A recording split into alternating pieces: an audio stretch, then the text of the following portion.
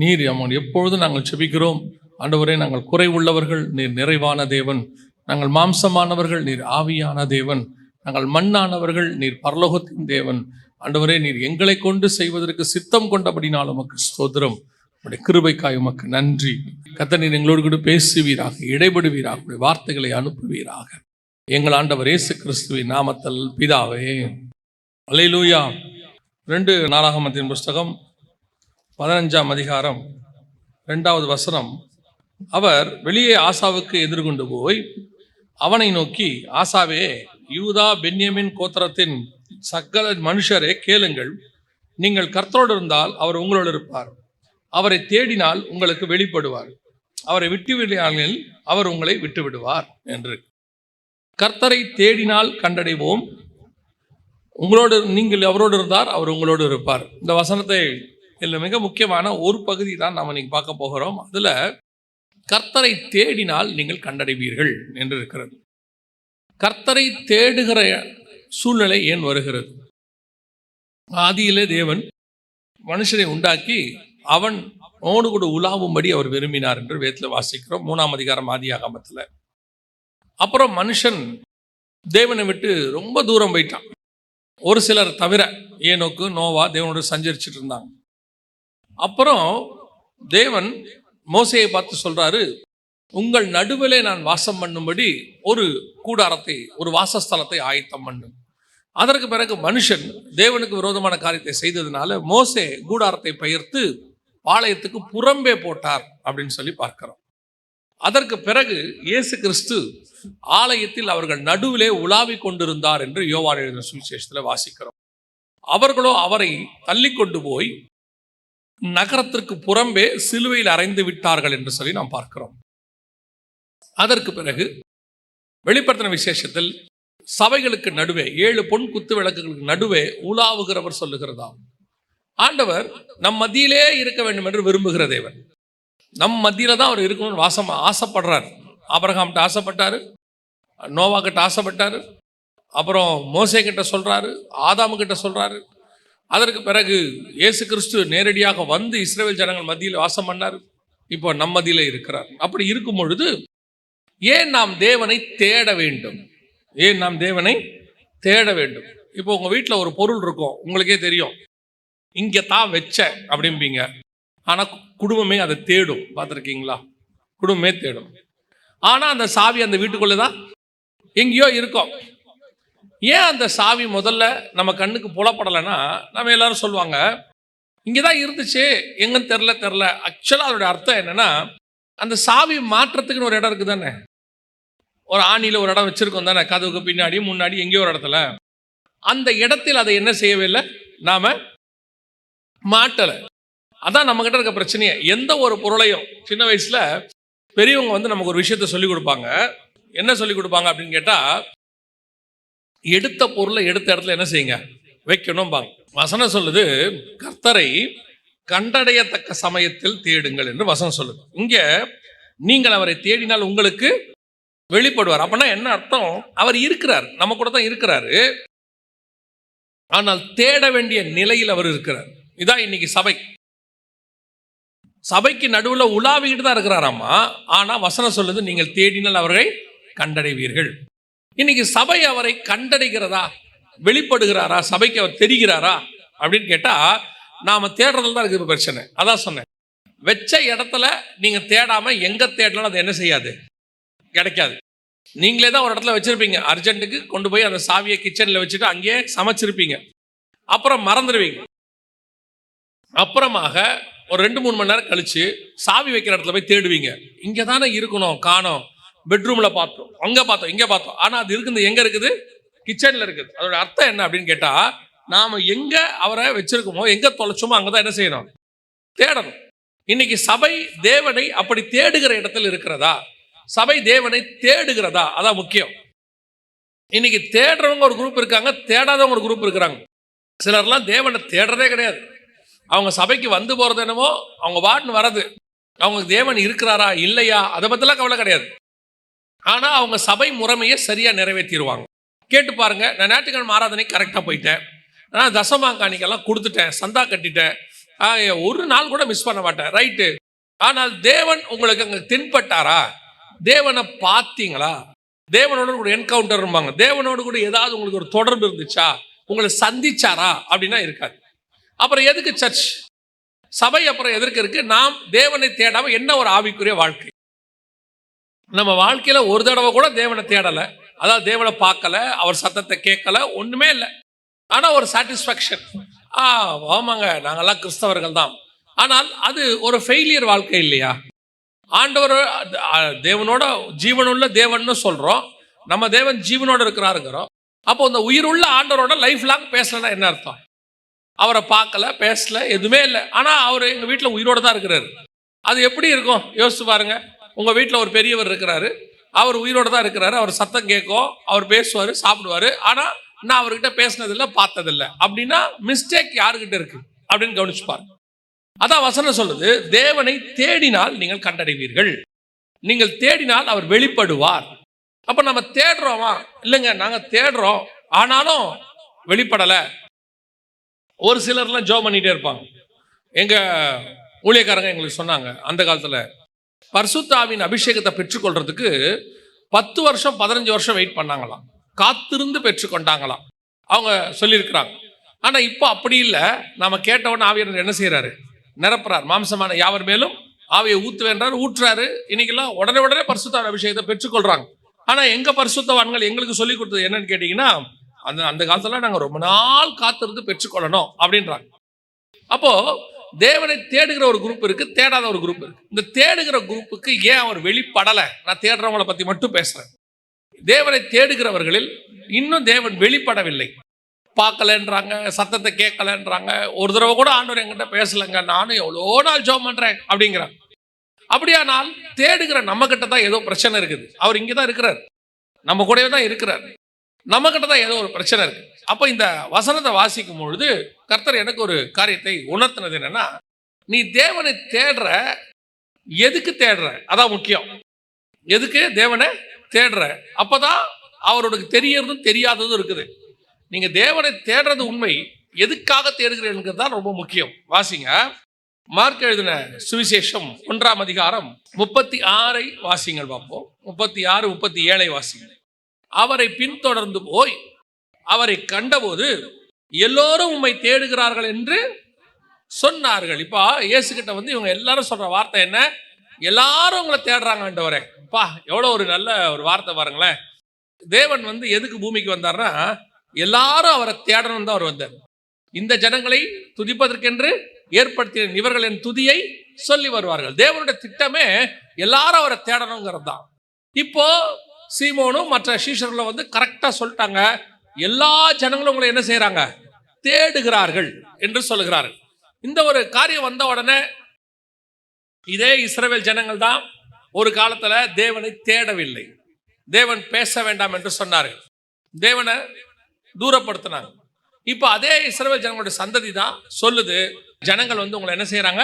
தேடுறாங்க. ஆனா இயேசு என்ன பதில் சொன்னார் பாருங்களேன், அடுத்த வசனம். அவர்களை அவர் நோக்கி, அடுத்த ஊர்களிலும் நான் பிரசங்கம் பண்ண வேண்டுமாதலால் அவ்விடங்களுக்கு போவோம், வாருங்கள், இதற்காகவே புறப்பட்டு வந்தேன் என்று சொல்லி. தேடுகிற ஜனங்கள் மத்தியில ஜனங்கள் தேடும் போது கர்த்தர் சொல்றாரு, இப்ப அவங்கள பார்க்க வேண்டாம், நம்ம எங்க போயிடலாம்? வேற ஊருக்கு போயிடலாம். நான் அந்த தேடுகிற ஜனங்கள் மத்தியிலிருந்து இதற்காகவே புறப்பட்டு வந்துட்டேன், அங்கிருந்து நான் வந்துட்டேன். ஏன் வந்துட்டேன் தெரியுமா? இப்போ இல்ல, அவங்கள இப்ப பார்க்க வேண்டாம், நாம வேற ஊருக்கு போலாம் வாங்க அப்படின்றாரு. இது என்ன தேவனுடைய மனநிலை? தேவனுடைய திட்டம் என்ன? ஜனங்கள் தேடுகிறார்கள், எல்லாரும் உண்மை தேடுகிறார்கள். பெரிய கூட்டம், காலையில சூரியன் உதிக்கையிலே வந்துட்டாங்களாம் எல்லாருமே, ஏர்லி மார்னிங். அப்படி வருகிற ஜனங்கள், தேடுகிற ஜனங்கள் வந்தோடனே கேட்கறான், இயேசு எங்க? இயேசு எங்க?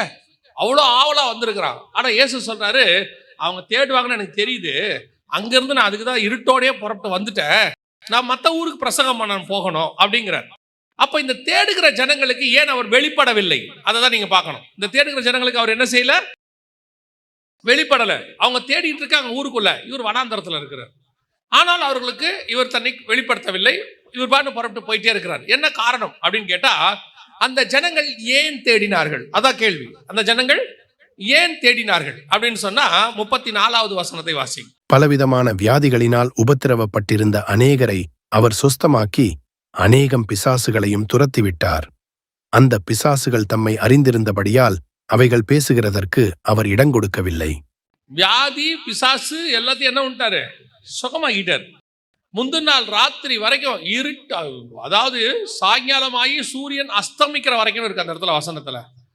இதே காரியங்கள் அந்த இடத்துல சொல்லப்பட்டிருக்கு, சூரியன் அஸ்தமிக்கிற வரைக்கும். அவ்வளோ தூரம் அற்புத அடையாளத்தெல்லாம் செஞ்சிட்டாரு. இப்ப ஜனங்கள் அதிகாலையில் மீண்டும் அவரை எதுக்கு தேடுறாங்கன்னா, அற்புத அடையாளங்களுக்காக தேடுகிறார்கள். எதுக்கு தேடுறாங்க? திருப்பியும் பிசாசு விரட்டப்பட்டவங்க அல்லது விரட்டப்பட வேண்டியவங்க, சுகமாக வேண்டியவங்க இவ்வளோ பேரோ அவரை தேடி காலையிலே வந்துட்டாங்க. நைட்டோட நைட்டா செய்தி பரவிருச்சு, எல்லா பிசாசும் ஓடிடுச்சு, வியாதியஸ்தர்கள் எல்லாம் சுகமாகறாங்க அப்படிங்கிற நியூஸ் எல்லா பக்கமும் பரவிடுச்சு. பரவின உடனே இயேசு காலையில இயேசுகிட்ட போனா இதெல்லாம் நடக்கும்னு சொல்லி திரளான கூட்டம் அங்கே வந்துருச்சு. ஆனால் இயேசுவோ அவர்கள் மத்தியிலிருந்து புறப்பட்டு போய்விட்டார். எல்லாம் அங்கிருந்து கிளம்பிட்டார். போயிட்டு சொல்றாரு, நீங்க வாங்க நம்ம வேற ஊருக்கு போலாம் அப்படிங்கிறார். இல்ல ஆண்டவரே, எல்லாரும் போய் தேடுகிறார்கள். அப்படின்னா என்ன அர்த்தம்?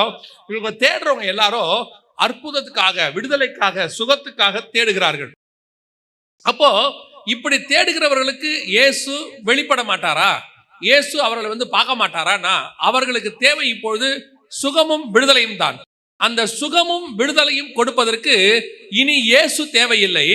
இயேசுவை விசுவாசிக்கிறவர்கள் போதும். அவர்களுக்கு இயேசுவை விசுவாசிக்கிறவங்க போதும். இங்க பேதுருவின் மாமியை சுகமாக்கி விட்டுருக்கிறார். அங்க அநேகர் அவர் விசுவாசித்தார்கள். விசுவாசிக்கிறவர்களால் நடக்கிற அடையாளங்களாவன வியாதியஸ்தர் மேல் கரங்களை வைப்பார்கள். இன்னைக்கும் இதுதான் நடக்குது. நீங்கள் தேவனை ஏன் தேடுகிறீர்கள்? உங்க தேடுகிற நோக்கம் என்ன? அந்த நோக்கத்தின் அடிப்படையில் தான் கர்த்தர் வெளிப்படுகிறார். நாம இன்னைக்கு அற்புதத்துக்கு தேடுறோம், விடுதலைக்கு தேடுறோம், அது கிடைக்கும், அதுல மாற்றுக்கருத்தே இல்லை, அது கிடைக்கும். டெலிவரன்ஸ் கிடைக்கும், ஹீலிங் கிடைக்கும். பட் காட் கிடைப்பாரா? தேவன் கிடைப்பாரானா? இது கிடைக்கும், காட் கிடைக்க மாட்டார். ஏன்?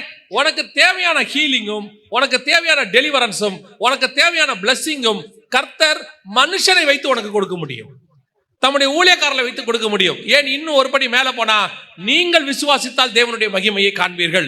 உங்களாலேயே அந்த நாமத்தை வைத்து பெற்றுக்கொள்ள முடியும். அந்த இயேசு கிறிஸ்து நாமத்தை வச்சு உங்களாலே முடியும்.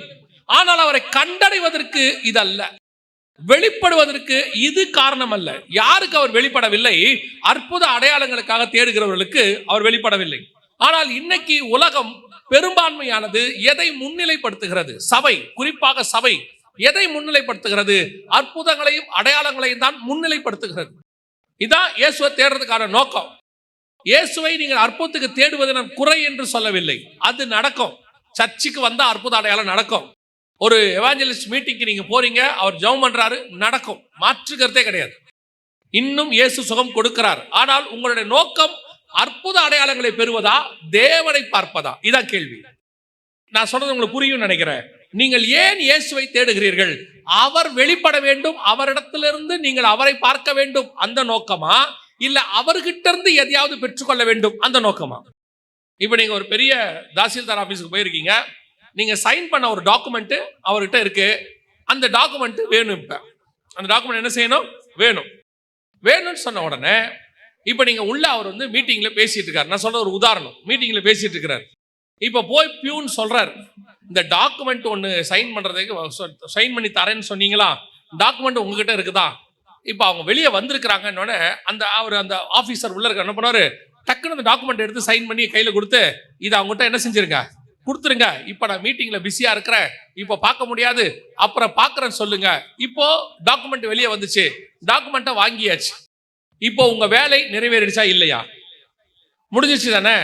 இப்ப நீங்க தாசில்தாரை பார்க்க வேண்டியது அவசியமா? தாசில்தார் உங்களை பார்க்க வேண்டியது அவசியமா? இல்ல. பர்பஸ் நிறைவேறிடுச்சா இல்லையா? நீங்கள் ஏன் இயேசுவை பார்க்க போகிறீர்கள்? ஏன் இயேசுவை தேடுகிறீர்கள்? இயேசுவை தேடுவது அற்புதத்துக்காக, அடையாளத்திற்காக, உலகத்தில் உள்ள ஒரு ஆசீர்வாதத்துக்காக. இன்னைக்கு சபை இதில் தான் இருக்கு. சபையினுடைய நோக்கம், திட்டம், எதிர்பார்ப்பு ஆண்டவரிடத்தில் உள்ளதெல்லாம் ஒரே காரியம்தான். என்னன்னா, இயேசு கிட்ட இருந்து எதையாவது வாங்குவது. நான் அடிக்கடி மெசேஜ்ல எனக்கு ஆண்டவர் உணர்த்துல சொல்லுவேன், உங்களுக்கு இயேசு கிட்ட இருந்து ஏதாவது வேணுமா? இயேசுவே வேணுமா? இன்னைக்கு நிறைய பேருக்கு இயேசு கிட்ட இருந்தா வேணும். அவங்க என்ன சொல்லுவாங்க, இயேசு கிட்ட இருந்து வேணும்னா இயேசு வேணும், ரெண்டும் ஒன்று தானங்க. இயேசு வந்தா தானே அவர்கிட்ட இருந்து ஏதாவது வாங்க முடியும். சொல்றேன், இயேசு உங்களுக்கு ஏதாவது செய்ய வேண்டும் என்றால் அவர் நாமத்தினாலே எதை கேட்டாலும் அவர் உங்களுக்கு தருவார். ஆனால் உங்களை பார்க்கணும் ஆண்டவரே. மோசேக்கு இல்லாத ஆசீர்வாதமா? அவர் பார்வோன் குமாரத்தின் மகனாக இருந்தவர். அது மட்டும் இல்லாம எல்லா ஆசீர்வாதத்தையும் அனுபவிச்சவர். அவர் அரண்மனைக்குள்ள இருந்தவர். அப்படி இருந்ததான ஒரு மனுஷன். மோசே அந்த முச்செடியிலேயே மகிமையை பார்த்துட்டார். அதுக்கப்புறம் 15ஆம் அதிகாரத்துல எல்லாம் மலைக்கு மேல மகிமையை பார்க்கிறார். ஆனால் 32, 33ஆம் அதிகாரங்கள்ல திருப்பி ஆண்டவர்கிட்ட சொல்றாரு, நான் உம்முடைய மகிமையை பார்க்க வேண்டும். இன்னும் ஏப்பா இவ்வளோ மண்ணா வருது, அதெல்லாம் இருக்கட்டும் ஆண்டவரே, நான் மண்ணாக்காக உங்களை தேடலப்பா.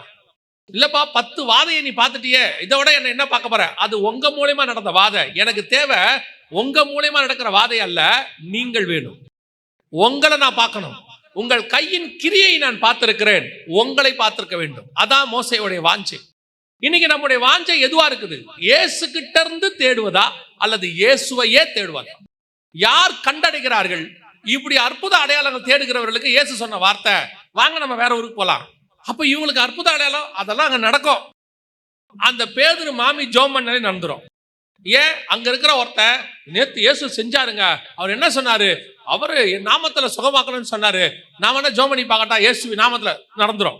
இன்னைக்கு ஆண்டவருக்கு தேவை, ஆட்கள் தேவை. அந்த ஆட்களை வைத்து அதை செய்ய முடியும்.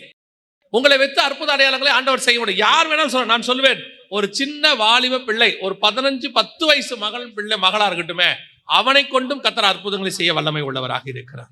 அந்த சின்ன பிள்ளை அவங்க வீட்டுக்காக ஜெபம் பண்ணிச்சுன்னா கர்த்தர் ஜெபத்தை கேட்டுருவார்.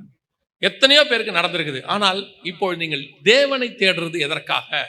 முதலாவது வசனம் சொல்லுது, அவர்கள் அற்புத அடையாளங்களுக்கு தேடின போது அவர்களால் அவரை பார்க்க முடியவில்லை, கண்டடைய முடியவில்லை, போயிட்டார். இயேசு அவங்களை பார்க்கவே இல்லை, திரும்பி போயிட்டார். இதுதான் இன்னைக்கு நிறைய பேர் இயேசு கிட்ட வராங்க, சர்ச்சுக்கு வராங்க, அற்புத அடையாளங்களை வாங்குறாங்க, அப்புறம் சபைக்கு வர மாட்டேங்கிறாங்க. ஏன்னா இவங்க இயேசு கிட்ட இருந்து அற்புத அடையாளம் வாங்குறதுக்காக வந்தவங்க, அதை வாங்கின பிறகு இயேசுவை பார்க்கணுங்கிற ஆசை இல்லாதவங்க. வந்தோம், பர்பஸ் நிறைவேறிடுச்சு, சோத்திரம். அடுத்து திருப்பி ஜுரம் வந்துச்சுன்னா, திருப்பி ஒரு வியாதி வந்தா, திருப்பி ஒரு டெலிவரன்ஸ் தேவைப்பட்டா, விடுதலை தேவைப்பட்டா, அல்லது திருப்பி ஒரு ஆசீர்வாதம் தேவைப்பட்டா சர்ச்சுக்கு வருவாங்க. நடுவில் பாருங்க, தேவனை தேடுறதே குறைஞ்சிடும். ஆனால் எல்லாவற்றையும் விட்டு ஒருத்த பின்பற்றினான்ல, எல்லாவற்றையும் விட்டு அவன் கேட்டான், நாங்கள் எங்கே போவோம்? நாங்க எந்த இடத்துக்கு போவோம்? இல்லப்பா, நான் தான் உனக்கு 2 போட் நிறைய மீன் கொடுத்தனே, நான் மீனுக்காக உங்களை பின்பற்றவில்லை. இல்லப்பா 5 அப்போ 5000 பேருக்கு பிட்டோமே, அந்த 5 அப்பத்தை எடுத்து 12 கூடை நிறைய உங்கள்கிட்ட எடுத்து கொடுத்தனே, நான் அப்பத்தை கூடையின் அப்பத்துக்காக உன்னை பின்பற்றவில்லை ஆண்டவரே. அப்புறம் இந்த சீமோன் பேதுரு வீட்டுல எல்லாம் போய் நல்லா சாப்பிட்டோம், சீமோன் வீட்டுல ஒருத்தருக்காங்க, அவன் வீட்டுல போய் நல்லா சாப்பிட்டோமே, நல்லா விருந்து சாப்பிட்டோமே, ஐயோ நான் அதுக்காக உங்களை ஃபாலோ பண்ணல ஆண்டவரே.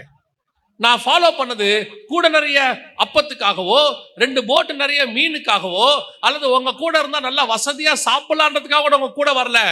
நான் ஏன் உங்க கூட ஊழியத்துக்கு வந்தேன் தெரியுமா? உங்க கூட வந்தா நான் உங்களை பார்க்க முடியும், உங்க கூட இருக்க முடியும். எங்களுக்கு தேவை இயேசுவினால் வரக்கூடிய அற்புதம் அல்ல, இயேசுவே எனக்கு தேவை. நான் வேறு யாரிடத்துல போவேன் ஆண்டவரே? எங்க போனாலும் எனக்கு அற்புதம் கிடைக்கும். எந்த இடத்துக்கு போய் உட்கார்ந்து நான் ஜெபம் பண்ணாலும் அங்க அற்புதம் நடக்கும். ஆனால் உங்க கூட இருந்தாதான் நான் உங்களை பார்க்க முடியும். இதுதான் இன்னைக்கு இயேசுவை கண்டடைவதற்கான முதலாவது காரணம். இன்னைக்கு நிறைய பேர் நம்ம இந்த காரணத்தை புரிஞ்சிக்காம இருக்கிறோம். சபை ஒரு கமர்ஷியலாக மாறிக்கிட்டு இருக்கு. அதுல ஒண்ணு என்னன்னா, இயேசு வியாபார பொருளாக அல்லது ஒரு நீடி திங்காக மாறிட்டு இருக்கிறார். அது கிடைச்சிட்டா போதும், இயேசுவை விட்டுட்டு போயிடுவான். அந்த அற்புத அடையாளம் நடந்துட்டா எத்தனை பேர் நம்ம சர்ச்சுக்கு வந்திருக்கிறாங்க? இயேசுவே சொல்றார், 10 பேர் வந்தாங்க இல்லையாப்பா, மிச்சம் 9 பேர் எங்க? ஒருத்தன் தானே வந்திருக்கிறேன். அந்த 9 பேருடைய தேவை நிறைவாயிடுச்சு, போயிட்டான். ஒருத்த மட்டும்தான் திரும்பி அவர்கிட்ட வந்தான்னு சொல்லி வாசிக்கிறோம். அதே மாதிரிதான் இன்னைக்கு நாம இயேசுவை ஏன் தேடுகிறோம்? இதான் கேள்வி. இயேசுவை ஏன் தேடுகிறோம்? 2வது வாசிங்க, மத்தேயு எழுதின சுவிசேஷம் 15:22 வாசி. அப்பொழுது அந்த திசைகளில் குடியிருக்கிற கானானிய ஸ்திரீ ஒருத்தி அவரிடத்தில் வந்து, ஆண்டவரே, தாவீதின் குமாரனே, எனக்கு இரங்கும், என் மகள் பிசாசினால் கொடிய வேதனைப்படுகிறாள் என்று சொல்லி கூப்பிட்டாள். இப்போ இந்த பெண் இயேசுவை எப்படி கண்டுபிடிச்சான்னு பாருங்களேன். இது மத்தேயுல எப்படி இருக்குதா? இதே காரியம் மார்க்ல இருக்கும்போது எப்படி இருக்குன்னு பாருங்க. வாசிங்க, மார்க் 7ஆம் அதிகாரம் 24-25 வாசி. பின்பு அவர் எழுந்து அவ்விடம் விட்டு புறப்பட்டு தீரு சீதோன் பட்டணங்களின் எல்லைகளில் போய் ஒரு வீட்டுக்குள் பிரவேசித்து ஒருவரும் அதை அறியாதிருக்க விரும்பியும் அவர் மறைவாயிருக்க கூடாமற் போயிற்று. அப்பனா இயேசு என்னவா இருக்கிறாரு? மறைஞ்சிருக்க விரும்புகிறார். இயேசு எப்படி இருக்கிறாரு? மறைஞ்சிருக்க விரும்புகிறார். ஏதோ ஒரு காரணம், அது என்ன காரணம்னா இருக்கட்டுமே. இயேசு தன்னை ஒரு சீரு பேரு அந்த இடத்துக்கெல்லாம் போயிட்டு வசனம் சொல்லுது, அவர் மறைந்திருக்க விரும்பினார் அப்படின்னு இருக்கு. ஆனால் என்ன தொடர்ந்து வாசிங்க, அவர் மறைவாயிருக்க கூடாமல் போயிற்று. ஏன் கூடாமல் போயிற்று தெரியுமா? தொடர்ந்து வாசிங்க. அசுத்த ஆவி பிடித்திருந்த ஒரு சிறு பெண்ணின் தாயாகிய ஒரு ஸ்திரீ அவரை குறித்து கேள்விப்பட்டு வந்து அவர் பாதத்தில் விழுந்தாள். கண்டுபிடிச்சிட்டா பாருங்க, கண்டுபிடிச்சிட்டா தானே. இயேசு ஒரு வீட்டுக்குள் இருக்கிறாரு. இயேசு எங்க இருக்கிறாரு? ஒரு வீட்டுக்குள்ள மறைஞ்சு இருக்கிறாரு. அதே அந்த மத்தேயு 15 உள்ள கானானிய ஸ்திரீ தான், அதே அம்மா தான் இங்க இருக்குது. வசனம் சொல்லுது, அவள் வந்து அவர் பாதத்தில் விழுந்து. எப்படி மறைஞ்சிருக்கிற இயேசுவை கண்டுபிடிச்சா? இப்போ வனாந்தரத்துல வெளியா இருக்கிற இயேசுவை ஜனங்கள் தேடினார்கள், கண்டுபிடிக்கல, போயிட்டார். ஆனா இங்க வசனம் சொல்லுது, ஒரு வீட்டுக்குள் மறைந்திருக்க அவர் விரும்பினால் கூடாமல் போயிற்று. ஏன்னா ஒரு அம்மா கண்டுபிடிச்சு வந்து பாதத்துல விழுந்துருச்சு. விழுந்த உடனே இயேசு பார்க்குறாரு, நான் தான் வீட்டுக்குள்ள இருக்கிறேனே, எப்படி உன்னால என்னை கண்டுபிடிக்க முடிஞ்சிச்சு அப்படின்னும் போது இந்த காரியத்தை நீங்க கொஞ்சம் டீப்பா யோசிக்கணும். சரியா? இது ஒரு தனி செய்தி. இந்த ஒரு மெசேஜ் மட்டும் தனி செய்தியா எடுக்கணும். இப்போ நம்ம அதை தனியா எடுக்கல, அந்த விஷயத்தை மட்டும் நான் உங்களுக்கு சொல்றேன். சரியா? இப்போ வசனம் வாசிங்க. மத்தேயு 15 வாசிச்ச வசனம் 21, 22 வாசிங்க. பின்பு இயேசு அவ்விடம் விட்டு புறப்பட்டு தீரு சீதோன் பட்டணங்களின் திசைகளுக்கு போனார். அப்பொழுது அந்த திசைகளில் குடியிருக்கிற கானானிய ஸ்திரீ ஒருத்தி அவரிடத்தில் வந்து, ஆண்டவரே, தாவீதின் குமாரனே, எனக்கு இரங்கும், என் மகள் பிசாசினால் கொடிய வேதனைப்படுகிறாள் என்று சொல்லி கூப்பிட்டாள். இப்ப இயேசு இந்த பெண்ணை பார்த்துதான் ஒரு வார்த்தை சொல்றாரு, பிள்ளைகளின் அப்பத்தை எடுத்து நாய்க்குட்டிகளுக்கு. என்னையா புதுசா இருக்கு இயேசுநாதர்.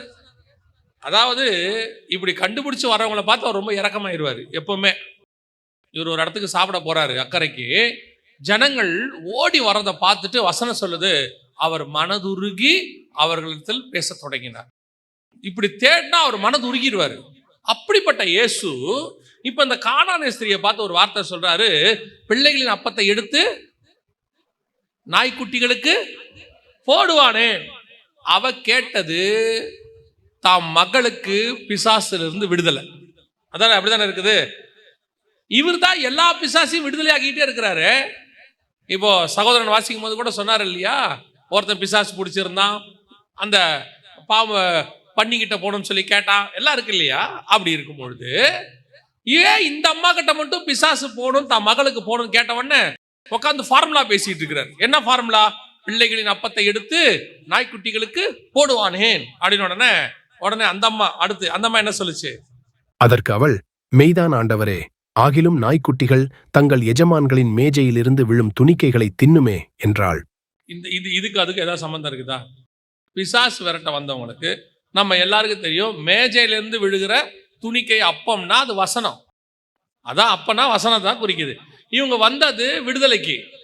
இந்த அம்மா, ஆண்டவரே எனக்கு விடுதலை கொடுங்க, என் பிள்ளைய விடுதலை கொடுங்கன்னு கேட்கறத விட்டுட்டு இவங்க வேற ஒரு கான்வர்சேஷன் பண்றாங்க. அதுக்கு தான் நான் எப்பவும் சொல்லுவேன், பைபிள்ல உள்ள சம்பவத்தை வெறும் சம்பவமா பார்க்கக்கூடாது, அதுக்கு பின்னாடி இருக்கிற ஆவியானவருடைய திட்டத்தை பார்க்கணும். ஆவியானவர் தான் ஒவ்வொரு மனுஷனையும் பேச வைக்கிறவர்.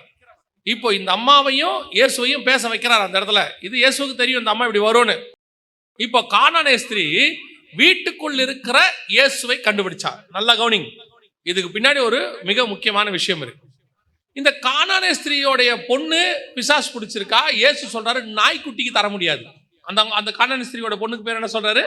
நாய்க்குட்டிக்கு தர முடியாது அப்படிங்கிறார். ஏன் இந்த வேர்டை இயேசு யூஸ் பண்ணாரு? அந்த பொண்ணை ஹர்ட் பண்ணணும்னு விரும்புறாரா, இல்ல இவர் ஒன்னும் இஸ்ரவேலை பெருசா நினைச்சு கானானியர்களை கேவலமா நினைக்கிறாரா? அதெல்லாம் ஒண்ணும் கிடையாது. நம்ம ஆண்டவர்ட்ட பாரபட்சமே கிடையாது, பட்சபாதமே கிடையாது.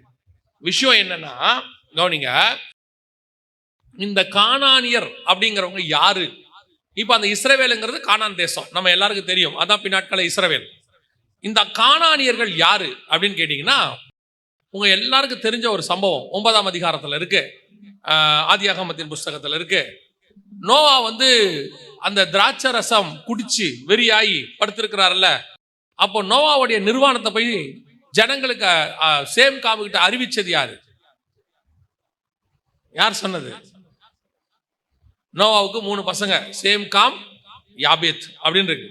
சேமுகிட்டையும் யாபாத்துக்கிட்டையும் அப்பா நிர்வாணமா படுத்திருக்கிறாருன்னு அனௌன்ஸ் பண்ணது யாரு? காம் போய் என்ன சொல்றான்? அப்பா நிர்வாணத்தை போய் அறிவித்தான். சேமும் யாபேத்தும் பின்னாடி போய் என்ன பண்றாங்க? அந்த நிர்வாணத்தை மூடிட்டாங்க. இப்போ திராட்சை ரசத்தின் வெறி தெளிந்த நோவா யாரை சபித்தார்? தன் இளைய குமாரன் தனக்கு செய்ததை அறிந்து. யார் சபிக்கப்பட்டவன்? இளையகுமாரன் பேர் என்ன? கானான் கிடையாது. இளையகுமாரன் பேரு காம். புரியுதா? இளையகுமாரன் பேரு காம். அவன் தான் நிர்வாணத்தை அறிவிச்சவன்.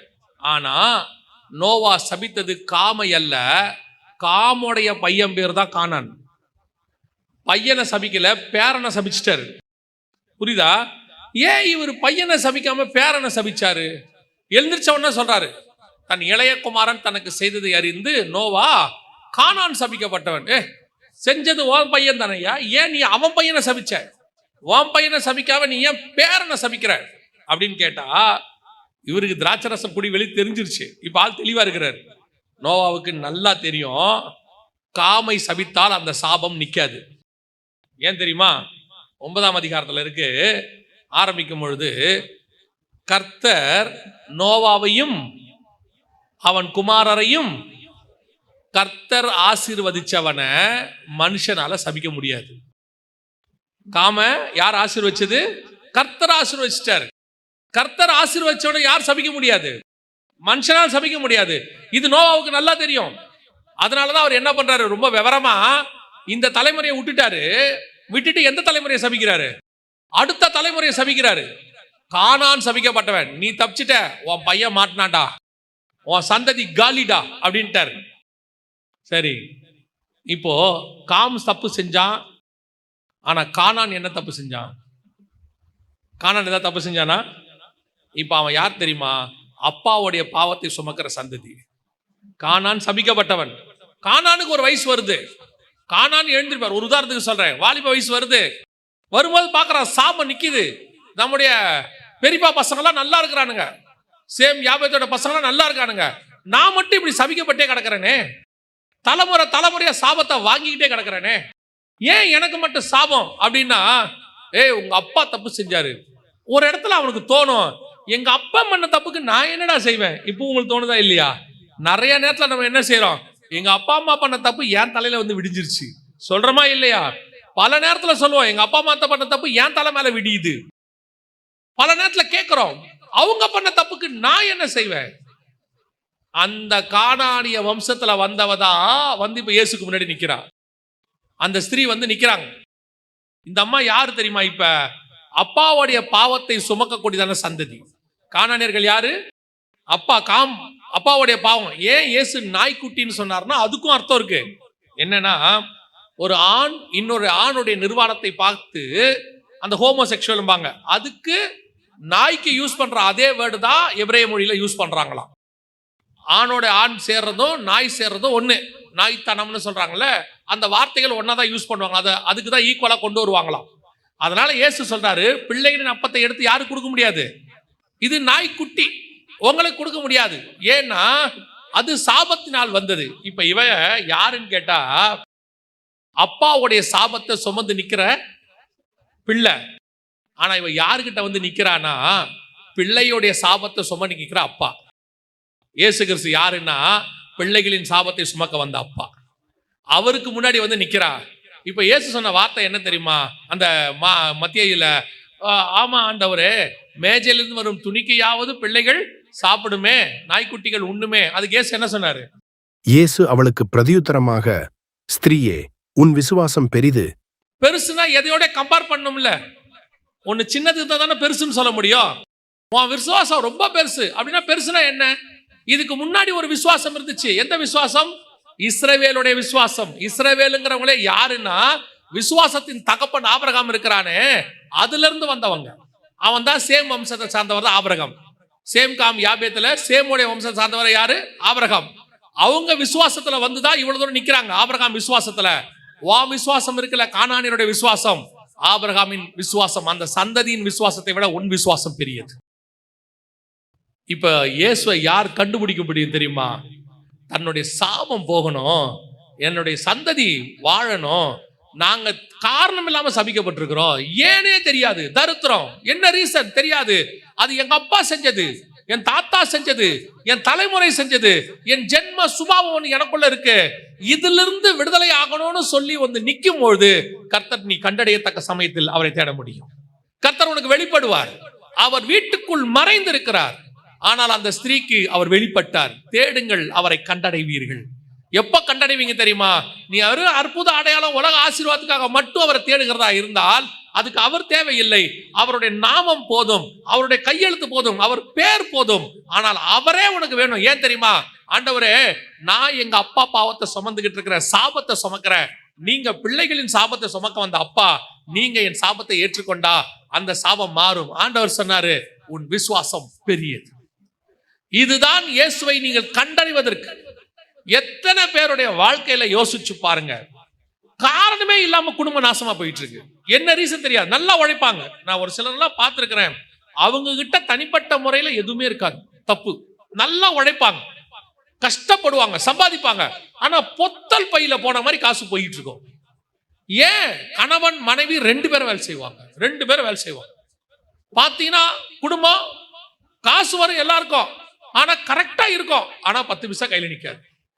கடன் வாங்குற சூழ்நிலைக்கு போவாங்க, வாங்காதபடிக்கு ஜோமனி நமக்கே ஒரு இடத்துல என்ன ஃபெட்டப் ஆகும், ஏன் எனக்கு இந்த மாதிரி தரித்திரம் இருக்குது, நான் நல்லா தானே, அதாவது சிகரெட் பிடிக்க மாட்டான், குடிக்க மாட்டான், ஒன்றும் கிடையாது, நல்ல ஒழுக்கமா இருப்பான், ஆனா வாழ்க்கையில் ஆசீர்வாதம் இருக்காது. என்ன சூழ்நிலை அவனுக்கு புரியாது. சில நேரங்களில உன் தாய் தகப்பனுடையது, உன்னுடையதான் முற்பிதாக்களுடையதான சாபம் உன்னை நோக்கி வந்துகிட்டு இருக்கோம். நிறைய பேருக்கு அப்படி நடந்துட்டு இருக்குது. ஒரு 60-65 வயசு தாயாரை நான் மீட் பண்ணேன். என்னை பார்க்க வந்தாங்க. இந்த அம்மா வந்தபோது இந்த அம்மா வந்து என்கிட்ட உட்காந்து பேசும்போது சொன்னாங்க, தம்பி நான் உங்ககிட்ட கொஞ்சம் தனியாக பேசணும் தம்பின்னு சொன்னாங்க. அந்த அம்மாவுடைய கூட்டு வந்த பையனுக்கு ஒரு 35-40 வயசு இருக்கும், அவனுக்கு கல்யாணம் ஆகி பிள்ளைங்க இருக்காங்க. அந்த அம்மா பேசணும்னாங்க. பார்த்தா அந்த அம்மாவுக்கு ஒரு விதமான பலகீனம், பிசாசு பிடிக்கிற மாதிரி ஒரு பலகீனம். பேசிக்கிட்டே இருக்கும்போது அந்த அம்மாவுக்குள்ள இருக்கக்கூடியதான ஒரு காரியத்தை ஆண்டவர் உணர்த்துறாரு. எனக்கு பொதுவாக எனக்கு அந்த மாதிரிலாம் வராது, நான் டீச்சர் பேசிட்டு போயிடுவேன். ஆனால் அந்த அம்மா கூட பேசும்போது கர்த்தர் உணர்த்துறாரு, அந்த அம்மாக்குள்ள ஒரு குறிப்பிட்டதான ஒரு பாவம், அது சாபமா மாறி நிக்குது அப்படின்னு சொல்லி. அப்போ அந்த அம்மா சொன்ன சம்பவங்கள் ஒண்ணு. இப்ப அந்த அம்மா கிட்ட, அந்த பையன்கிட்ட சொன்னேன், உங்க அம்மா கிட்ட ஒரு 5 நிமிஷம் தனியா பேசணும், அந்த எதிரில் இருக்க சோஃபால போய் உட்காரு, அங்கிருந்து பாரு, ஆனா உங்க அம்மா கிட்ட நான் கொஞ்சம் பேசணும்னு சொல்லி அந்த அம்மா கிட்ட சொன்னேன்.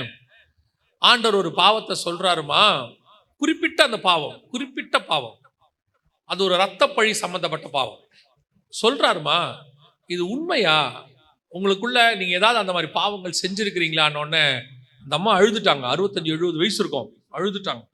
அழுதுட்டு சொன்னாங்க, தம்பி நான் அந்த பாவத்தை ஒரு வேலையா செஞ்சேன், ஒரு காலத்துல பாவத்தை ஒரு வேலையா செஞ்சேன், காசுக்காக அந்த பாவத்தை, ரத்த பழி எனக்கு தெரியும், ஆனா அதை நான் செஞ்சேன் தம்பி. அந்த சாபம் அவங்களுக்கு வந்தது மட்டும் இல்ல, அவங்க மருமகள், மகள் எல்லாருக்குள்ளேயும் வந்துடுச்சு, அத்தனை பேருக்குள்ளேயும் வந்துடுச்சு, குடும்பத்துக்கே வந்துடுச்சு. இப்ப இந்த அம்மாவுக்கு இன்னும் அது தப்புன்னு தெரியல, அந்த ரத்தப்பழி தப்புனே தெரியல, அது அப்படியே சாபமா வைக்குது. கடைசியில அந்த அம்மாவை கமிட் பண்ண வச்சு, ஜோம் பண்ண வச்சு, அந்த சாபத்துல இருந்து விடுதலை ஆகணும்னா வேற வழி இல்லை. சில நேரங்களில உன்னுடையதான முற்பிதாக்கள், ஒரு சிலருடைய காரியங்கள், ஜென்ம சுபாவங்கள் உனக்குள்ளே வரும், சில காரியங்கள் உனக்குள்ளே இருக்கும். அது உனக்குள்ள இருந்து சில குடும்பத்துல போய் பாருங்க, நான் பார்த்துருக்கிறேன், பார்த்ததுனால சொல்றேன். அந்த குடும்பத்துல கணவன் மனைவி சேர்ந்தே வாழ மாட்டாங்க. ஒண்ணு நான் சொல்றது 2-3 ஜெனரேஷன் நடக்கும். கணவர் விட்டுட்டு போயிருப்பாரு, இல்ல மனைவி விட்டுட்டு போயிருப்பாங்க, யாராவது ஒருத்தர் தான் பிள்ளையை வளர்ப்பாங்க. இது அந்த தலைமுறையில சாபமா இருக்கும், அப்படியே 2 தலைமுறை 3 தலைமுறையில் யாரை எடுத்துக்கிட்டாலும் கணவன் இருக்க மாட்டாரு, இல்ல மனைவி இருக்காது, ஒண்ணு ஓடி போயிருப்பாங்க, இல்ல செத்து போயிருப்பாங்க, ஏதோ ஒண்ணு சிங்கிள் பேரண்டா தான் இருப்பாங்க. அந்த சாபத்தை எங்க உடைக்க முடியும்னு கேட்டீங்கன்னா, நீங்கள் இயேசுவை ஏற்றுக்கொண்ட பிறகு, இயேசு உங்க வாழ்க்கையில வந்த பிறகுதான் அந்த சாபம் உடையும். கணவனும் மனைவியுமாக நீங்கள் வாழுகிறது அப்பதான் நடக்கும். நான் நிறைய பேருடைய லைஃப்ல பார்த்திருக்கிறேன். இது நான் பார்த்த ஒரு எக்ஸாம்பிள். இந்த மாதிரி நிறைய இருக்கு. நிறைய முற்பிதாக்களுடைய சாபம் நிறைய இருக்கு. இது அப்படியே வந்துகிட்டே இருக்கும். இந்த கானானிய ஸ்திரீக்கு நல்லா தெரியுது, என் பிள்ளைக்கு பிசாசு பிடிச்சிருக்குது. இந்த பிசாசு பிடிச்ச இந்த பிள்ளைய மீட்கிறதுக்கு இவர்கிட்ட போனோம். போனா இவரு அழகா சொல்றாரு. அதுல அந்த சாபத்துல இருந்து எவ்வளவு அழகா வெளியே கொண்டாடுறாரு பாருங்க இயேசு. அவளை சுகமாக்கி அனுப்பி இருக்கலாம், அந்த பிள்ளை விடுதலையா இருக்கும். ஆனா அவன் மேல இருக்கிற சாபம் போகாது. இந்த சாபம் போகணும்னா அழகா ஒரு வேர்டு போட்டு வாங்குறாரு, பிள்ளைகளின் அப்பத்தை எடுத்து நாய்க்குட்டிகளுக்கு போடுவானே. இது இவங்களுக்கு சேம் சந்ததி, இஸ்ரவேலர்கள். இயேசு கிறிஸ்து இருக்கிறாரு, அந்த சந்ததிக்கான ஆசீர்வாதம். ஏன்னா அவன் வந்து அந்த துணியை போட்டு மூடினவன், அந்த நிர்வாணத்தை மூடினவனுடைய ஆசீர்வாதத்தை, நிர்வாணத்தை பார்த்தானே அந்த சந்ததிக்கு கொடுக்க முடியாது, அந்த நாய்க்குட்டிக்கு எப்படி போட முடியும் அப்படின்னு அந்த சாபத்தை எடுக்கிறதுக்கு தான் கேட்கிறேன். இயேசு கேட்டது எதுக்குன்னா, இந்த அம்மாவை சபிக்கிறதுக்கு இல்ல, எடுக்கிறதுக்கு. இப்ப இதுவா சொல்றா, கரெக்ட் தான் ஆண்டவரே, அந்த நிர்வாணத்தை மூடினானே ஒரு சந்ததி, அவன் மேஜையில இருந்து ஒண்ணு வேணான்னு போடுவான்ல, அதை கொடுங்க, அந்த ஆசீர்வாதத்துல எங்க சந்ததி பழிச்சிடும். அழகா இஸ்ரவேலர்கள் மேஜை மேல இருந்த அப்பத்தை துணிக்கி அவங்க கீழே போடல, அப்பத்தையே தூக்கி போட்டாங்க, இயேசுவையே தூக்கி போட்டாங்க. இப்ப அந்த சந்ததி கானானியர்கள், புறஜாதியார், சாபத்தோட இருக்கிறவங்க, தலைமுறை தலைமுறையாய் சாபத்துல இருக்கிற உங்களுக்கும் எனக்கும் அந்த இயேசு கிடைச்சார். அன்னைக்கு அவன் தூக்கி போட்டது இயேசுவை, நமக்கு கிடைச்சது துணிக்க இல்ல, அந்த அப்பமே நம்ம கைக்கு வந்துருச்சு. இயேசு அப்பத்தை எடுத்து பிட்டு, கொரிந்தியர் புறஜாதியார் நமக்கு எழுதுகிறாரு, அப்பத்தை எடுத்து பிட்டு, இதை வாங்கி புசியுங்கள், இது என்னுடைய சரீரமாய் இருக்கிறது. யோசிச்சு பாருங்களேன், எவ்வளவு பெரியதான விஷயத்தை எவ்வளவு அழகா கன்வே பண்றாரு. அந்த இயேசுவை தான் நீங்கள் கண்டடைய முடியும். வெறும் இம்மைக்காக மாத்திரம் தேவனை தேடுகிறவர்களாய் இருந்தால் நாம் பரிதபிக்கப்பட்டவர்களாய் இருப்போம்னு வேதம் சொல்லுது. நாம தேடுறது மகிமைக்காக இருக்கணும். ஆண்டவரை தேடுறதுல கூட ஒரு காரணம், ஒரு வேல்யூ இருக்கணும். பல நேரத்தில் நம்ம ராஜா கிட்ட போய் நிற்கும் போது, எனக்கு ஒரு வீடு வாங்கி கொடுங்க, எனக்கு ஒரு கார் வாங்கி கொடுங்க, என் பிள்ளைகளுக்கு ஒரு ஃபீஸ் கட்ட கொடுங்க, இப்படி போய் நிற்கிறோம். அவர் ராஜா சொல்வார், நீ எங்கிட்ட வரும்போது கேட்கக்கூடிய விஷயமே என்னவா இருக்கணும், அந்த மாதிரி கனம் உள்ளதாக இருக்கணும். கானானிய ஸ்திரீ ஏன் தேடினை கொண்டு அவர் கண்டுபிடிச்சா தெரியுமா? அவரா ஏன் தன்னை இப்ப இயேசு நினைச்சிருந்தா வெளிப்படுத்தாம இருந்திருக்கலாம், அவர் தேடியும் கண்டுபிடிக்காம இருந்திருக்கலாம். ஏன்னா நிறைய பேரு இயேசுவை நடுவில் இருப்பாரு, அவர் காணப்படாமல் போனார், அவர்கள் தேடினார்கள், கண்டுபிடிக்கவில்லைன்னு இருக்கும், கண்டுபிடிக்க முடியாது. ஆனா இந்த ஸ்திரீ தேடினவனு கண்டுபிடிச்சிட்டா. அவர் போய் மறைவாய் இருந்தார், ஆனால் மறைவாய் இருக்க முடியவில்லை, அவ கண்டுபிடிச்சிட்டா. காரணம் என்ன தெரியுமா? அவ கேட்ட காரியம் அப்படிப்பட்டதான காரியம். நீங்கள் ஏன் இயேசுவை தேடுகிறீர்கள்? இப்போ இந்த விஷயத்தை எடுத்துக்கோங்க. அவங்க தேடினது அற்புத அடையாளத்துக்கு, பேதுருவின் மாமி வீட்டுல. ஆனா இவ தேடினது 2000 வருஷமா இருக்கிற சாபத்தை மாத்திர. 2000 வருஷமா எங்க அப்பா மூலமா வந்துச்சு ஒரு சாபம், ஆண்டவரே அது என் பிள்ளை வரைக்கும் வந்திருக்குது, என்னை விடுதலையாக்கி கொடுங்க. கர்த்தர் அப்படிப்பட்ட சாபங்களை, பாவங்களை உங்களையும் உங்கள் சந்ததியும் விட்டு நீக்குவதற்கு வல்லமை உள்ளவராய் இருக்கிறார். அல்லேலூயா. நான் சொல்லுவேன், அது எத்தனை தலைமுறை என்ன பாவம் எதனால வந்ததாக இருக்கட்டுமே, அது உங்க தாத்தா பாட்டி எப்படி மோசமானவங்க, சில தாத்தா பாட்டி எல்லாம் ரொம்ப அநியாயமா சொத்து சேர்த்திருப்பாங்க, அவங்க அப்பா அம்மா சொத்து இவங்களுக்கு தெரியாது, 2 ஜெனரேஷனுக்கு தெரியாது. கர்த்தர் நீதி உள்ள நியாயாதிபதி. சவுல் செஞ்ச பாவத்துக்கு தாவீது கிட்ட பரிகாரம் கேட்டவர். 2-3 தலைமுறையில தப்பு செஞ்சிருப்பாங்க, அந்த சொத்து இப்போ உங்களுக்கு வந்திருக்கும். ஆனா அந்த சொத்து இருக்கும், அதனால வந்த சாபம் உங்க தலைமையில இருக்கும். அது இருக்கும், என்ன செய்யறதுன்னு தெரியாது. எங்க தெரிஞ்ச ஒருத்தர் பயங்கரமான கோடீஸ்வரங்க, ஆனா ஒருத்தருக்கு கூட நல்ல மரணமே இல்லை அந்த வீட்டுல. எல்லாமே ஏடகூடமான மரணம். ஒண்ணு அனாதையா செத்து கிடப்பாங்க, யாருமே தெரியாம பாடி நாத்த எடுத்து கிடக்கும், இல்லைன்னா யாருமே இல்லாம இருக்கும். ரொம்ப ஒரு என்ன பார்த்தா, ஆனா ஏக்கர் கணக்கில் வீடு இருக்கும், லட்சக்கணக்கில் பணம் இருக்கும், 100-200 சவரன் நகை இருக்கும், ஆனா ஆள் அனாதையா கிடக்கும், பார்க்க ஆள் இருக்காது. பெரிய ஆபீசரா இருந்திருப்பாங்க ஒரு காலத்துல, பயங்கரமா லஞ்சம் வாங்கியிருப்பாங்க, பார்த்தா ஒரு ரூம்குள்ள மருந்து எடுத்து கொடுக்க கூட ஆள் இருந்திருக்காது, தண்ணி வாயில ஊத்த ஆள் இருந்திருக்காது, ஒரு சாபம் கிடக்கும். அந்த அவங்க வாங்கின லஞ்ச பணத்துல படிச்ச பிள்ளைங்க இருக்கும், அந்த பிள்ளைகளுக்கும் அந்த சாபம் அப்படியே வரும். அந்த சாபத்தை மாத்த யாரால முடியும் தெரியுமா? இயேசு கிறிஸ்து ஒருவரால் மட்டும்தான் முடியும். அவர் ஒருத்தர் தான் அதை மாற்றி அமைக்க வல்லமை உள்ளவராக இருக்கிறார். நீ அதுக்காகத்தான் அவரை தேடணும். அதுக்கு தேடி பாருங்க, எத்தனை தலைமுறை சாபம், தரித்திரம், பாவம் எதுவானா இருக்கட்டும், கர்த்தர் அதை மாற்றி அமைக்க வல்லமை உள்ளவராக இருக்கிறார். அல்லேலூயா. கடைசியாய் இன்னும் ஒருத்தர் தேடினாங்க. அதை சொல்லிட்டு முடிச்சிடறேன். யோவான் எழுதின சுவிசேஷம் 18ஆம் அதிகாரம் 4-5 வசனங்களை வாசி. இயேசு தமக்கு நேரிடப் போகிற எல்லாவற்றையும் அறிந்து எதிர்கொண்டு போய் அவர்களை நோக்கி, யாரை தேடுகிறீர்கள் என்றார். அவருக்கு அவர்கள் பிரதியுத்தரமாக, நசரேயனாகிய இயேசுவைத் தேடுகிறோம் என்றார்கள். அதற்கு இயேசு, நான்தான் என்றார். அவரை காட்டிக் கொடுத்த யூதாசும் அவர்களுடனே கூட நின்றான். இயேசுவை தேடுகிறோம் என்றார்கள். இவன் எதுக்கு தேடுறான்?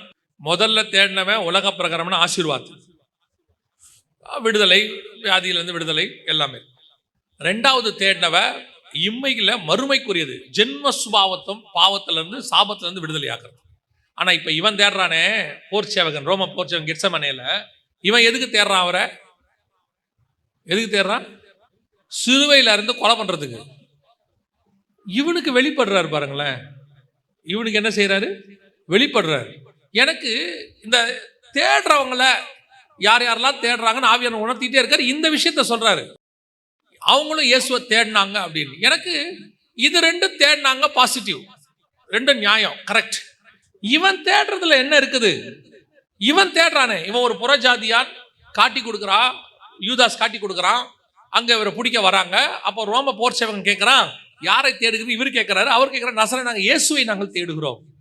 இப்ப இவன் தேடுறத எப்படி இது உள்ள கொண்டாடுறது? என்ன இருக்குது? ஒண்ணுமே புரியல அப்படின்னும் போது ஆண்டவர் சொன்னாரு, ஆவியானவர் உணர்த்தினாரு. இந்த வசனத்தை படிக்கும் போது, இவன் எதுக்கு தேடினா? இயேசுவை சிலுவையில் அரைஞ்சு கொல்றதுக்கு தேடினானாமா.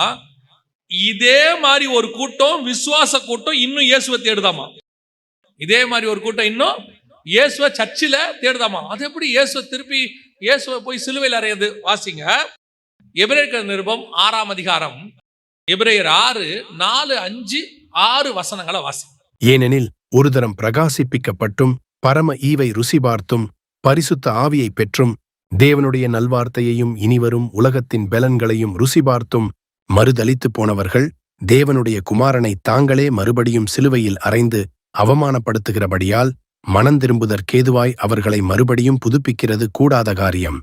தாங்களே இயேசுவை மறுபடியும் சிலுவையில் அறைந்து, இவெல்லாம் யாருங்கிறான் தெரியுமா? அந்த வசனத்தை அப்புறம் தான் உட்காந்து இந்த 6ஆம் அதிகாரத்தை வாசிச்ச போது, அந்த 6ஆம் அதிகாரம் ஸ்டார்ட் அதுல இல்ல, ஆகையால்னு ஆரம்பிக்குது.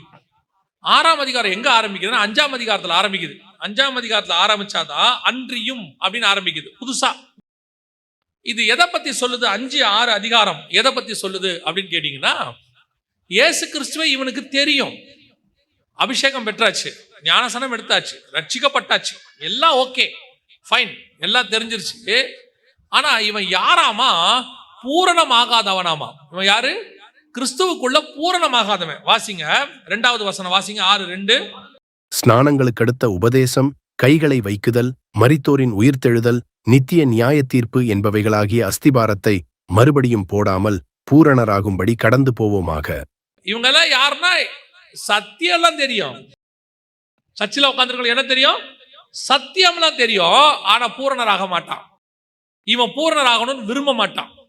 வரோம் போறோம், கேட்டு பாருங்க, ஞானசனம் எடுத்துட்டியா? 10 வருஷத்துக்கு முன்னாடி எடுத்துட்டேன். பரிசுத்த அபிஷேகம், 4 ஞானசனம் எடுத்த 3வது நாளே அபிஷேகம் பெற்றேன். அந்நிய பாஷை அதெல்லாம் நல்லா வரும். அப்புறம் ரட்சிப்பு அதெல்லாம் இருக்கு. அப்புறம் ஊழியம் அதெல்லாம் சும்மா எங்க சர்ச்சில் ஏதாவது சொல்லும் போது நானும் போயிட்டே இருப்பேன். ஆனா ஆவிக்குரிய வாழ்க்கையை எடுத்து தனிப்பட்ட முறையில வீட்லயோ அவன் பர்சனல் லைஃபோ எடுத்து பார்த்தீங்கன்னா அவனுக்கு பூரணர் ஆகணுங்கிற எண்ணமே இருக்காது. Self satisfied. ஒரு சில காரியங்களில் மீண்டும் மீண்டும் கிறிஸ்துவை மறுதலிக்கிற சுபாவம் விட்டு போயிட்டே இருப்பான். இன்னைக்கு ஒரு குரூப் என்ன பிரசங்கம் பண்ணுது அல்லது என்ன ஆலோசனை கொடுக்குதுன்னா, இந்த மாதிரி சூழ்நிலையில நீ போய் சொல்லிக்கலாம். அப்படின்னா ரிச்சர்ட் உம்பராண்டுக்கு என்ன தேவையில்லை?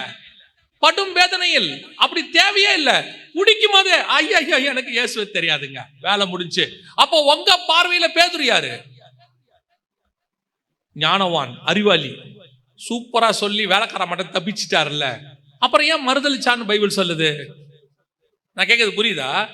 இப்போ நீங்க ஒரு இடத்துக்கு போறீங்க, உங்களை கையில பைபிள் இருக்குதா இல்லையான்னு கேட்கறாங்க. இப்ப நீங்க பைபிள் வச்சிருக்கிறீங்க, இருக்குன்னு சொன்னா உங்களை பிடிச்சி அடிப்பான். இப்ப இல்லைன்னு சொல்லிட்டு பைபிள் எடுத்துட்டு போனா நீங்க அறிவாளி, அப்படிதானே? ஆமாவா இல்லையா? அது எப்படி கரெக்ட் ஆகும்? இதுதான் பூரணர் ஆகாத சுபாவம். இதுக்கு பேர் என்னது? பூரணர் ஆகாத சுபாவம். உங்களுடையதான மாம்சம் என்ன சொல்லி கொடுக்குது? சூழ்நிலைக்கு ஏற்ற மாதிரி ஒரு பொய்யை சொல்லி அட்ஜஸ்ட் பண்ணி ஓடிடுப்பா, அப்புறம் இதெல்லாம் ஆண்டவருக்கு தெரியும். ஆனா பைபிள் சொல்லுது அப்படின்னா எலியா ஏசபேலுக்கிட்ட பொய் சொல்லிட்டு போயிடலாமே. சீஷர்கள் எல்லா இடத்துலயும் பொய் சொல்லி இருக்கலாமே. இத்தனை ரத்த சாட்சி தேவையே இல்லையே. அத்தனை ரத்த சாட்சியும் ஒரே ஒரு சின்ன பொய்ய சொன்னா வேலை முடிஞ்சேன். அப்பனா என்ன அர்த்தம்? இவர்கள் எல்லாரும் இந்த உபதேசம் ஃபாலோ பண்ணுவாங்க. ஒரு இடம் வரும்போது அப்படி மறுதளிச்சுட்டு போயிடுவாங்க. அப்புறம் போய் மன்னிப்பு கேட்டுப்பாங்க, பேதுரு மாதிரி. ஆனா பேதுரு உண்மையிலே மனம் கசிந்து அழுதான். இவெல்லாம் அதையே பிராக்டிக்கலா எடுத்துக்கிட்டு ஆளை காட்டா, ஆமாமா எனக்கு இயேசுவே தெரியாது, ஆண்டவரே சோத்திரம் தெரியாம சொல்லிட்டு மன்னிச்சுங்க. அப்ப இதுக்கு பேர் என்ன? இதுதான் பூரணர் ஆகாத சுபாவம். இப்படி கடந்து போகுதல். அதான் அவர் சொல்றாரு, மறுதலித்து போனவர்கள் மறுபடியும் அவரை சிலுவையில் அறைகிறபடினால். இவெல்லாம் யார் தெரியுமா? இயேசுவை சிலுவையில் அறையத்துக்கு தேடுறவனுக்கு சமானம். அதைத்தான் சொல்றாரு ஆண்டவர். அவன் தேடினானே, அவன் சிலுவையில் அறையத்துக்கு தேடினான்ல, இப்படிப்பட்ட சுபாவம் தேடுறான்ல, இவனும் அவனும் ஒண்ணுதானாமா. என்ன மறுதலிக்கிறவங்க யாரு? சிலுவையில் அறைகிறவர்கள் அப்படின்னு இருக்குது. அப்ப சிலுவையில் அறைகிறவன் யாரு? இயேசுவை மறுதலிக்கிறவன். இன்னைக்கு அப்படிதான் போயிட்டு இருக்குது. யோசித்து பாருங்க, பைபிள் அப்படிதான் சொல்லுது. இன்னைக்கு கிறிஸ்துவின் நிமித்தம் பொய் சொல்லி சாட்சி சொல்ல வேண்டிய அவசியம் கிடையாது. இன்னொரு குரூப் இருக்குது, பொய் சாட்சி சொல்லுவாங்க. ஒரு பரிசுத்தவான், அவர் நினைச்சு நான் ரொம்ப சந்தோஷப்பட்டேன்.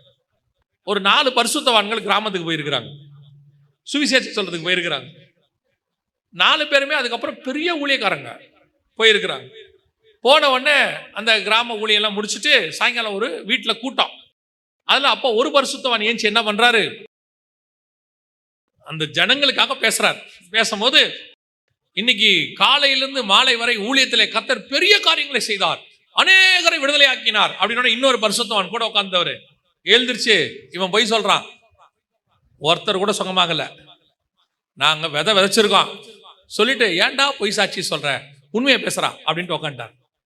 ஆனா அந்த பரிசுத்தவானும் ஏன்டா இப்படி சொன்னேன்னு கேட்கல, அப்படி சிரிச்சுட்டு, சரி ஆமா நான் உங்களுடைய விசுவாசத்துக்காக சொன்னேன், கிறிஸ்துவுக்காக பொய் சாட்சி சொல்ல வேண்டிய அவசியம் இல்ல, மறுதலிக்க வேண்டிய அவசியம் இல்லை, பொய் சொல்ல வேண்டிய அவசியம் இல்லை, உள்ளதை உள்ளதென்று சொல்லுங்கள்.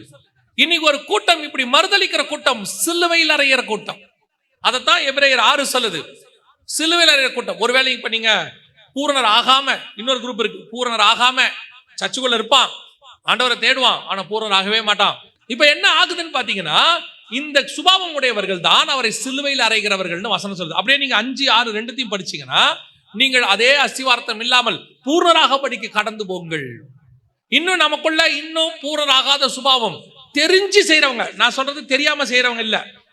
சில நேரத்துல சில பாவம் நமக்கு என்ன செய்யாது, தெரியாது. பவுல் சொல்றாரு, நியாயப்பிரமாணம் என்று ஒன்று இல்லாவிட்டால் எனக்கு பாவம் இன்னதென்றே தெரிந்திருக்காதுன்றார். அந்த மாதிரி யாராவது நமக்கு சொன்னாதான் அது பாவம் தெரியும், தெரியாம செஞ்சுக்கிட்டே இருப்போம், அது வேற. இப்ப தெரிஞ்சு அறிந்து அவங்கள பத்தி இங்க எழுது. இவங்களுக்கு மூல உபதேசம் தெரியும், பரிசுத்தாவியை பத்தி தெரியும், ஞானசாந்தத்தை பத்தி தெரியும், நித்தியத்தை பத்தி தெரியும், எல்லாம் தெரியும். ஆனா டைமுக்கு ஏத்த மாதிரி இவர்கள், வசனம் சொல்லுது, இவர்கள் என்னவா மறுதலித்து போனவர்கள் தேவனுடைய குமாரனை தாங்களே மறுபடியும் சிலுவையில் அறைந்து அவமானப்படுத்துகிறபடியால். அப்போ இவர்களை குறித்து தான் வேதம் சொல்லுது, சிலுவையில் அறைவதற்கு கிறிஸ்துவை தேடுகிறதுக்கு இவர்கள் சமானம். ஆனா இந்த அதிகாரத்தை படிக்கும் போது ஆண்டவர் எவ்வளவு நல்லவர் பாருங்க, எவ்வளவு நல்லவர். இவனை கைவிடணும்னு அவர் நினைக்கல. திருப்பி இன்னொரு வார்த்தையை கீழே எழுதுறாரு, வாசிங்க. எபிரேயர் 6, 9, 10.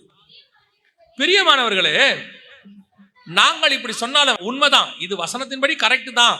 மறுதலித்து போனவன் சிலுவையில் இருந்து ஈக்குவலா இருக்கிறான், இவனை மீட்க கூடாது, வேற வழியே கிடையாது, மீட்கப்படுவது கூடாத காரியம், புதுப்பிக்கிறது கூடாத காரியம்னு இருக்கு, உண்மைதான். ஆனாலும் நாங்கள் இப்படி சொன்னாலும் நன்மையானவைகளும் ரட்சிப்புக்குரியமான காரியங்கள் உங்களிடத்தில் உண்டாயிருக்கிறது என்று நம்பி இருக்கிறோம். எப்படியாவது திரும்பி நீ வந்துருவேன்னு நாங்க என்ன நினைக்கிறோம், நினைச்சுக்கிட்டு இருக்கிறோம் சொல்லிட்டு அடுத்த வசனத்துல சொல்றாரு பாருங்க, அதுதான் இருக்கிறதே டாப். வாசிங்க 10வது வசனம். ஏனென்றால் உங்கள் கிரியையையும் நீங்கள் பரிசுத்தவான்களுக்கு ஊழியம் செய்து வருகிறதுனாலும் தமது நாமத்திற்காக காண்பித்த அன்புள்ள பிரயாசத்தையும் நீ தெரியாமையோ தெரிஞ்சோ இந்த மாதிரி காரியங்களை செஞ்சிட்ட, நீ மறுதலிச்சிட்ட, ஒருவேளை பின்மாற்றம் அடைஞ்சிட்ட, ஓகே ஃபைன், பரவாயில்ல. ஆனால் இதுவரைக்கும் நீ ஒரு நன்மையான காரியங்கள் கொஞ்சம் செஞ்சிருப்பல்ல பரிசுத்தவான்களுக்கு, இப்ப செஞ்சுக்கிட்டு இருக்கிறல்ல, இதை நான் மறக்கல, இது நிமித்தம் திருப்பி நீ வந்துருவேன்னு நான் நம்புறேன்றாரு. இது எங்க இருக்கு தெரியுமா? கவனிங்க. பேதுரு இயேசுவை மறுதலிச்சிட்டார் ஒரு தடவைக்கு 3 தடவை. இனி பேதுருக்கு இயேசுவை முகம் பார்க்கறதுக்கு என்ன இல்லை, முகமே இல்லை. ஆனா இயேசு என்ன பண்றாரு, மகதலேனா மரியாள்கிட்ட சொல்லி அனுப்பும் போது, நான் முன்னாடி போறேன், சகோதரர்களை வர சொல்லுன்னு சொல்லிட்டு சீமோன் ஆகிய பேதுருவையும் வர சொல்லும்பாரு, சீமோனையும் வர சொல்லு அப்படிம்பாரு, கேபா வர சொல்லும்பாரு. ஏன் இந்த ஸ்பெஷல் இன்விடேஷன்? அவன் வரமாட்டான், நல்லா தெரியுது. ஆனா ஏன் தெரியுமா அந்த இன்விடேஷன் கிடைச்சிச்சு? இந்த வசனத்தோட கம்பேர் பண்ணி பாருங்களேன். இன்னைக்கு நீ மறுதலிச்சிட்ட பேதுரு, உனக்கு நல்லா தெரியும் மறுதலிப்பேன், நான் சொல்லி இருக்கிறேன், நீ உயிரியே கொடுப்பேன்னு சொன்ன ஆளு நீ யாரு? வெளிப்பாடு உள்ளவன். என்ன வெளிப்பாடு உள்ளவன்? யாருக்குமே தெரியாது நீர் உன்னதமான தேவனுடைய குமாரனுங்கிறதான வெளிப்பாடு உள்ளவன். உன் மேல சபையை கட்டுவேன் நான் சொல்லி இருக்கிறேன். இவ்வளவு காரியங்கள், நீ அப்போஸ்தலர் பட்டம் உள்ளவன், இவ்வளவு இருந்து நீ மறுதலிச்சிட்ட. நியாயமா உன்னை மீட்பது கூடாத காரியம், அவ்வளவுதான், தள்ளி விட்டுறணும் உன்னை. ஆனால் நீ எனக்காக இந்த 3 வருஷம் ஊழியம் பண்ணி இருக்கிறியே, மீனெல்லாம் விட்டுட்டு வந்துட்டியே, உன் குடும்பத்தை விட்டுட்டு என் பின்னாடியே வந்தியே, காடோ மலையோ வனாந்திரமோ நான் எங்கெங்கெல்லாம் போனா என் பின்னாடியே வந்தியே, வாட் எவர் இட் இஸ், இந்த 3 வருஷம் நீ செய்ததை நான் மறக்கிறதுக்கு அநீதி உள்ளவர்கள் அல்ல. அதை நான் நினைச்சிருக்கிறேன். மீண்டும் உன்னை புதுப்பிக்க விரும்புகிறேன். அந்த தேவன் தான் இந்த வாக்குத்தத்தத்தை உங்களுக்கும் எனக்கும் கொடுக்கிறார். அல்லேலூயா. ஒருவேளை இதுவரைக்கும் நீங்க தேவனை விட்டு மறுதலிச்சு, அல்லது தேவனை ஒரு இடத்துல ஏதாவது பண்ணிட்டு, அந்த இடத்துல உங்க சுயஞானத்தை யூஸ் பண்ணி, அல்லது அக்கிரமான காரியம்னு தெரிஞ்சும் செய்து கர்த்தருக்கு முன்பாக நீங்க இந்த மாதிரி காரியங்கள்லாம் செஞ்சிருந்தீங்கனாலும், கர்த்தர் இன்னைக்கு உங்களுக்கு வாக்கு கொடுக்கிறாரு, அதை விட்டுட்டு வந்துரு. இன்னும் ஒரு விசை உன்னை கர்த்தர் மீட்க விரும்புகிறார். இன்னும் ஒரு விசை கர்த்தர் உங்களை காப்பாற்ற விரும்புகிறார். மறுதலித்தவனை மீட்பது புதுப்பிப்பது கூடாத காரியம்தான். ஆனாலும் ஆண்டவர் சொல்றாரு, இதுவரைக்கும் நீ செய்த கிரியைகளை நான் மறக்கல, உன்னை மீண்டும் நான் தூக்கி எடுக்க விரும்புகிறேன். அல்லேலூயா. பல நேரத்துல நாம தேவனுடைய வார்த்தைக்கு கீழ்ப்படியாம போய் மறுதலிச்சு ஆண்டவருக்கு விரோதமா எவ்வளவு காரியத்தை செஞ்சு என்னென்ன காரியங்கள் செஞ்சிருந்தாலும் கர்த்தர் சொல்றாரு, உன்னை நான் திருப்பி மீட்க விரும்புகிறேன். ஏன் தெரியுமா? இவ்வளோ செஞ்சாலும் நீ எனக்குன்னு கொஞ்சம் நல்லது செஞ்சிருக்கல. நம்ம பொறுத்தவரை நமக்கும் அவருக்கும் இதாங்க டிஃபரன்ஸு. நம்ம என்ன செய்வோம் தெரியுமா? நமக்கு நிறைய பேர் நல்லது செஞ்சிருப்பாங்க, ஒரு கெட்டது செஞ்சாங்கன்னா அதை வச்சுட்டு அந்த ஆளை தூக்கிடுவோம் இல்லையா? நான் என்ன சொல்றேன், நம்ம சுபாவம் இதுங்கிறேன், அதான் இயற்கை. இப்போ நம்மளுமே அப்படித்தான் பாருங்களேன். இந்த நான் மெசேஜில் எனக்கு ஆண்டவர் சொன்னார், யோபுவின் மனைவி எவ்வளோ நல்லது செஞ்சுருக்கிறாங்க, 10 குழந்தை பெற்றெடுத்துருக்கிறாங்க. அதுக்கப்புறம் யோபு உடம்புக்கு பருக்களால் மூடி தலையிலேருந்து கால் வரைக்கும் ஆகி அந்த உடம்பெல்லாம் கண்டிப்பாக அந்த பருவோடைய தழும்புகள்லாம் இருக்கும். அதே யோபுவோட அந்த அம்மா இருந்திருக்கு கடைசி வரைக்கும், விட்டுட்டு போவே இல்லை பாருங்க. எல்லாரும் போயினாலும் அந்த அம்மா என்ன செய்யல, போகவே இல்லை. அந்த அம்மா தான் இருந்துச்சு கூட. அதுக்கப்புறம் 10 குழந்தை பிறந்துச்சு, கூட இருந்துச்சு, எல்லாம் நடந்துச்சு. அவ்வளோ நல்ல குணம் அந்த அம்மா கிட்ட இருக்கு. ஆனா நம்ம எதை பத்தி பேசுறோம்? அந்த அம்மா பேசுற ஒரே ஒரு வார்த்தை தான், தேவனை தூஷித்து ஜீவனை விடும். ஆனா அதுக்கு முன்னாடி அந்த அம்மா செஞ்சது மறந்து போச்சு, அதுக்கு பின்னாடி அந்த அம்மா செஞ்சதும் மறந்து போச்சு. இதான் நம்ம சுபாவம். இப்ப பாருங்க, எல்லாரும் எடுத்து பாருங்க, தாவீது என்ன பண்ணாரு? தாவீது யாரு சொல்லுங்க? தாவீது என்ன வேலை பார்த்தாரு? அவர் ஆடு மேய்ச்சது ஒரு 15 வருஷமா இருக்கும். ராஜாவா இருந்தது ஒரு 50 வருஷம். 30 வயசுல ராஜாவார், 40 வருஷம், 30 வயசுல ராஜாவானாரு, செத்தது 70. நீங்க ஏன் அவர் ராஜாவானதையே சொல்ல மாட்டீங்க? எல்லாம் ஏன் ஆடு மேய்ச்சாருங்கிறீங்க? சுபாவம் புரியுதா? நம்ம மைண்ட் எப்பவுமே ஒரு ஆளை மட்டம் தட்டுறதுலே தான் இருக்கும். அவர் 30 வருஷம் ஆடு மேய்ச்சாரு, 40 வருஷம் ராஜாவா இருந்தார். நம்ம ராஜான்னு சொல்லவே மாட்டோம் பாருங்க. மீகால் பாருங்க, அவனுடைய எல்லா நல்ல குணத்தையும் விட்டுருவாங்க, டான்ஸ் ஆனதை பிடிச்சிட்டாங்க. அந்த மாதிரி தான் நிறைய பேரு அந்த ஒரு குறைய பிடிச்சிப்பாங்க. ஆனா நம்ம தேவன் என்ன சொல்றாரு, உங்ககிட்ட நிறைய குறை இருக்கு, ஆனா நீ ஒரு நல்லது செஞ்ச பத்தியா, அதை நினைச்சு நான் இன்னும் உன்னை விடாம வச்சிருக்கிறேன். அது நிமித்தம் நான் உன்னை இன்னும் பார்த்துக்கிறேன். அது நிமித்தம் உன்னை மீண்டும் அழைப்பு கொடுக்கிறேன், மீண்டும் உன்னை புதுப்பிக்க விரும்புகிறேன். இதுதான் ஆண்டவர் எனக்கு சொல்லி கொடுத்தார். யார் ஏதாவது செஞ்சாங்கனாலும் ஆண்டவர் சொல்வாரு, அவங்களை திருப்பி தூக்கி எடுக்கிற வேலையை பாரு. கீழே போட்டு மிதிக்கிறது எல்லாராலையும் செய்ய முடியும், ஆனா தூக்கி எடுக்கிறது தேவ பிள்ளைகளால மட்டும்தான் முடியும். உலகம் உன்னை போட்டு நசுக்கும், உலகம் உன்னை ஒழிக்கணும்னு நினைக்கும். தேவ பிள்ளையால மட்டும்தான் உன்னை காப்பாற்றணும்னு நினைக்க முடியும். அல்லேலூயா. அப்ப இன்னொரு கூட்டம் இயேசுவை ஏன் தேடுதுன்னா, சிலுவையில் அறைவதற்கு. நீங்களும் நானும் அப்படிப்பட்ட கூட்டமா இருக்கக்கூடாது. நீங்களும் நானும் பேதுருவின் மாமி வீட்டுல தேடின கூட்டமா இருக்கக்கூடாது. நீங்களும் நானும் கானானே ஸ்திரீயை போல எங்களுக்காக மீட்பின் காரியத்துக்காக கர்த்தரை தேடக்கூடியதாக இருக்க வேண்டும். அல்லேலூயா. நாம் ஜெபிக்க போகிறோம். எந்திரிக்கலாமா நம்ம எல்லாம் தேவ சமூகத்துல? இன்னைக்கு நம்மோடு கூட அநேக காரியங்கள் இடைப்பட்டிருக்கிறார். நீ கர்த்தரை தேடுகிறவர்களில் யாரை போல் கர்த்தரை தேடுகிறீர்கள்?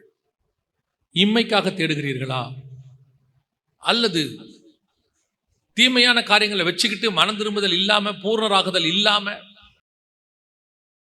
அதே அக்கிரமம், அதே அநீதி, ஆனா உங்களுக்குள்ள கொஞ்சம் பரிசுத்தமும் இருக்கு, உங்களுக்குள்ள கொஞ்சம் காரியமும் இருக்கு, உலகத்தை வெறுக்க மனம் இல்லை, எதையும் வித்து ஆண்டவர் பாத்துல வைக்கிறதுக்கு மனம் இல்லை, கொடுக்க மனம் இல்லை, எதையும் விடாம ஆனா உலகத்தை வெறுப்பேன்னு பேசிட்டு இருக்கிற ஒரு கூட்டம் இருக்கு. ஒரு நாள் அவர்கள் பணத்தாசை, பொருளாசை உடையவர்களாய் மாறி. ஆனாலும் கர்த்தர் என்ன சொல்றாரு தெரியுமா? உங்ககிட்ட இருக்கிற ஒரு சில நல்ல குணங்களால உங்களை திருப்பி நான் காப்பாற்ற விரும்புறேன். அதனால நீ அப்படியே வான்னு அர்த்தம் இல்லை, மீண்டும் பூர்ணராகும்படி கடந்து வா. பூர்ணராகும்படி அதான் ரொம்ப இம்பார்ட்டன்ட். வெறும் பேசிக் டாக்டரின்ஸ்லயே வாழ்க்கையை ஓட்டிராதேங்கிறாரு. நான் ரட்சிக்கப்பட்டேன், ஞானஸ்நானம் எடுத்துட்டேன், அபிஷேகம் பெற்றேன், எனக்கு இயேசு வருவார்னு தெரியும், இனி வரும் பலன்கள் தெரியும், இதோட உன் வாழ்க்கையை முடிச்சிடாத. இது உன்னை பூரணமாக்காது. பூர்ணராகும்படி கடந்து போவோம். கடைசியாய் இயேசு யாருக்கு வெளிப்படுவார்? தேடினால் அவர் வெளிப்படுவார்னு நம்ம வாசிச்சோம் நாளாகமத்துல. யாருக்கு வெளிப்படுவார் தெரியுமா? உண்மையாய், ஆண்டவரே இதை யாராலையும் செய்ய முடியாது, உங்களால மட்டும்தான் முடியும். ஆண்டவரே நான் பல காலமாக இப்படிப்பட்ட சூழ்நிலையில போயிட்டு இருக்கிறேன், தலைமுறையை பாதிக்கப்பட்டுக்கிட்டு இருக்கிறோம், யாராலையும் எதுவும் முடியாதுன்னு கை விட்டாச்சு ஆண்டவரே, எல்லாம் தொலைஞ்சிச்சுப்பா, எங்களுடைய கடைசி நம்பிக்கை நீங்க தான், இதை வேற எதாலையும் சரி பண்ணவும் முடியாது ஆண்டவரே, உங்களால மட்டும்தான் முடியும். அந்த மாதிரி நீ கர்த்தர் சமூகத்துல போய் உட்காருங்க, ஆண்டவர் உங்களுக்கு வெளிப்படுவார். ஆண்டவர் உங்களுக்கு வெளிப்படுவார். ஒப்பு கொடுப்போமா தேவ சமூகத்துல? ஜெபிக்க விரும்புறவங்க, உண்மையிலே இன்னைக்கு அப்படி தேட விரும்புறவங்க, கரங்களை ஆண்டவருக்கு நேராக உயர்த்தி, ஆண்டவரே நீர் எனக்கு மறைபொருளாய் இருக்காதையும் ஆண்டவரே, வெளிப்படுங்க ஆண்டவரே. நீர் யாருக்கு வேணாலும் உங்களை மறைச்சுக்குங்க, எனக்கு வெளிப்படுங்க ஆண்டவரே. உங்ககிட்ட மறைபொருள் எனக்கு வேணாம் ஆண்டவரே, எனக்கு எல்லாம் வெளியரங்கமா இருக்கட்டும் அப்பா. மோசேக்கு வெளியரங்கமா இருந்தது போல எனக்கும் வெளியரங்கமா இருக்கட்டும் ஆண்டவரே. ஒப்பு கொடுத்து ஜெபம் பண்ணுவோம். நல்ல தகப்பனே, சர்வ வல்லமை உள்ள ஆண்டவரே, எங்கள் பலவீனங்களிலே எங்களுக்கு பூரணமாய் பலத்தை கொடுக்கிறவரே, எங்கள் இயலாமைகளில் எங்களோடு கூட இருந்து நடத்துகிறவரே, எங்கள் விழுந்து போன சூழ்நிலைகளில் எங்களை தூக்கி நிறுத்துகிறவரே, உலர்ந்த எலும்புகளாய் இருந்த காலத்தில் எங்களை உயிரடைய பண்ணுகிறவரே, ஆண்டவரே மனுஷர்கள் உதாசித்து எங்களை தள்ளின போது நீ எனக்கு வேண்டும் என்று தூக்கி எடுத்தவரே, எங்களை நாங்களே வெறுத்த போது எங்களை நீர் நேசித்தீர் ஆண்டவரே.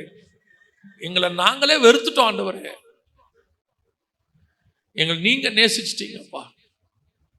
கிருபையுள்ள கரத்துல தாழ்த்துகிறோம், உண்மை நாங்கள் தேடுகிறோம் ஆண்டவரே, எங்களுக்கு வெளிப்படுங்க.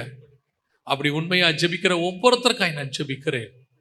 கிருபையுள்ள கரத்தில் தாழ்த்துகிறோம் எங்கள் ஆண்டவர் இயேசு கிறிஸ்துவின் நாமத்தில் பிதாவே.